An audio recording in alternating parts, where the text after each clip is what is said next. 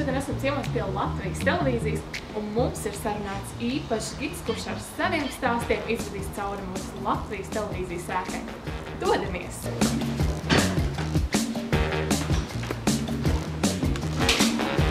Esam iekšā! Ok, labi, tagad jūs ejat. Šitā? Es neesmu vien laidus.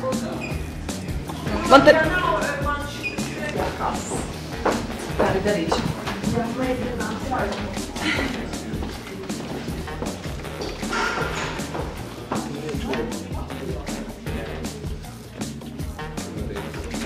Klausies, tev būs šodien jāmācās igauņu. Tev studijā būs igauņu teātri nosaukums aizrunāt. Pīpja tūt teātri. Pīpja tūt teātri. Tūt teātri. Pīpja tūt teātri. Pīpja tūt teātri. Pīpja tūt. Es iešu, tagad varam liekas iekšā šajā klētā.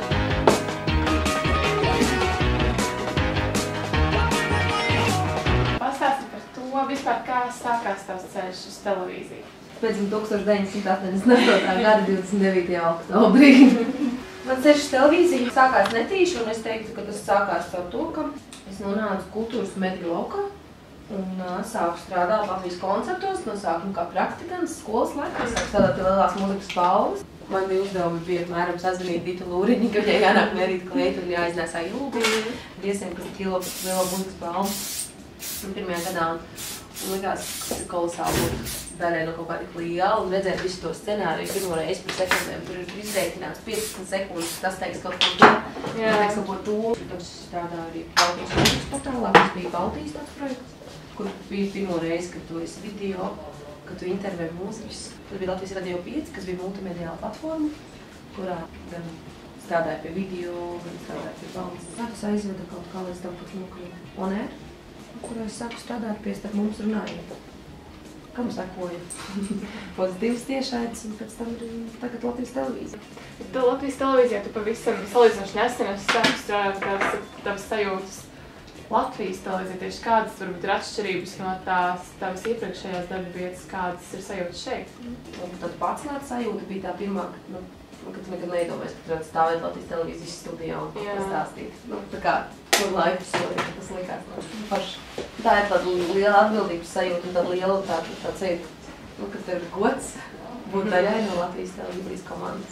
Kādas ir sajūtas tiešraides laikā, vai joprojām ir kaut kāds uztraukums? Uztraukums ir vienmēr un neliels tagad jau.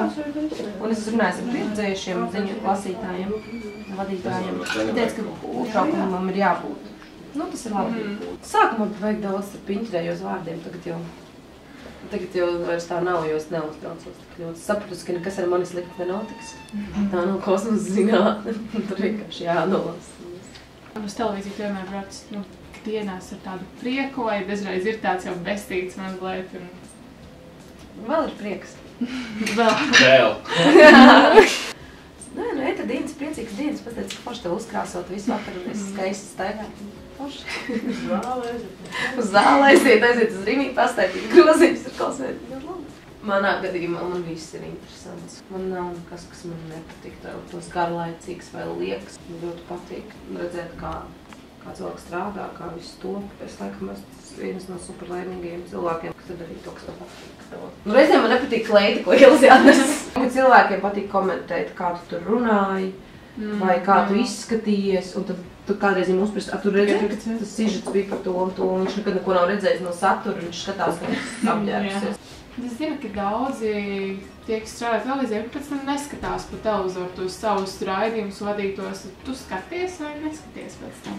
Nu, jau es skatos daudz mazāk, bet es skatos, lai saprastu, kā es runāju, un lai labotu pats savas kļūdas, ko es labi pateicu, ko man vajag saglabāt, ko es slikti izstāstīju, kā es teicu, un es mēģinu pārspēt pats sevi, kāda nākama raidīja. Ne, vienkārši, kā es tevi veikalā jocīgi skatās pēc ētera, kad tāds pārgrimējis, baigiem matiem ejam pēc vistas filējiem, vai, piemēram, suņim pārtiku, vai, nezinu, toats papīru. Nāc pārgrimējusies, ejam dāri to savu pārsto dzīvi. Tad tā ņirdzīgi liekas, ka cilvēki reizēm ir tā, ka tā sēd, ka viņi tā pastāsta kā. Nu, izstāsta, ka viņi vispār zina, kā ir veikalā. Piemēram, man ir pieredze, ka es esmu bijusi viss vienā. Producents, tekstu rakstītājs, scenārija autors, video strādāt pie montāžas, domāt par saturu un vēl novadīt raidījumu. Šeit strādā vienkārši pie raidījuma. Tur redzēja augšā galvas vesels. Tur 4 žurnālisti, katrs taisa savu sižetu. Tur ir NT operatori, tur ir šoferi, tur ir producenti, tur ir visi, tur ir cilvēks, kas uzkrāso aklas drēbes. Tu vari justies kā cilvēks televīzijā. Man tā šķiet. Tas ir kolosāls tas televīzija tā tāds. Es gribu vienkārši teikt, ka es iesaku visiem ceļot, izzināt, maksimāli daudz piedalīties dažādās apmaiņas programmās, starptautiskās programmās, braukt uz kādām vasaras skolām, pilnveidot sevi un jebkuru pieredzi, tu nezinu, kurā brīdī jau tev noderē. Man vadīgā sajūta, ka tu tā kā domā, sēdi un domā, kā tev izstāstīt, kā aiznes kaut kādu ziņu, kurš tev labāk varētu izdarīt, ko tur vajadzētu ielikt, kā taptu tas video. Bet redz, es redzēju vienreiz to video, es tur vienreiz biju vienā pasākumā, es redzēju, tas runāja. Un tu redzi, kā tas visas tās domas saldo kopā, tas var aiziet vienreiz uz vienu izrādi, ieraudzīt vienu cilvēku, un pēc tam viņš kļūst par raidījumu vadītāju. Man, piemēram, bija tā, ka strādāju Pieciniekā, es biju ļoti saslimus ar stutēšu angīnu, un man kāds felšers ir medmāsiņš, medmāsiņš lika sistēmu, medpuisis, un viņš bija tik super kruts. Es uzaicināju strādāt Latvijas radio. Mēs uztaisījām demo, vēl kaut ko, bet es viņā redzēju potenciāli, ka viņš var vadīt raidījumu. Un tad pagājuši 3 gadi viņš vada 5 vesels. Un man patīk tā sajūta, ka es zinu, ka es piedalīsies kaut kādu cilvēku radīšanām par viedokļu līderiem un radījis jaunas formāts, jaunas šovus. Piemēram, 5LS, kad, nezinu, 5 brauci, mans vārds salikums klausās vienkārši 5 brauci, bet es viņu izdomāju, vai 5 vesels, vai dienas darbs, dienas nedarbs. Tas, kas skan katru dienu ēterā, tu esi uzrakstījis tos vārdus. Un, kad tās lietas, ko tu esi radījis, viņas ir tāds paliekošas un foršas.